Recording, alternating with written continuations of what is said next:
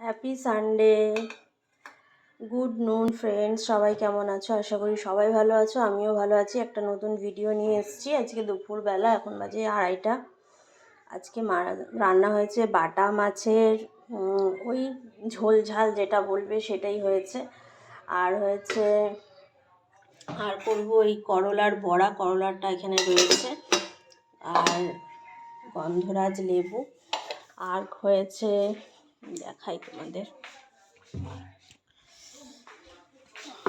ভাত তো হয়েছেই, ছোটো মেয়ের খাওয়া হয়ে গেছে। এখানে ধনেপাতা চাটনি পিষেছি, ধনেপাতা চাটনি হয়েছে, আর ডাল হয়েছে,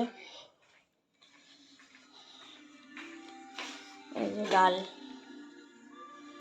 এই হয়েছে। আর মেয়ের জন্য এই যে মাছ ভাজা, ও খাওয়া হয়ে গেছে।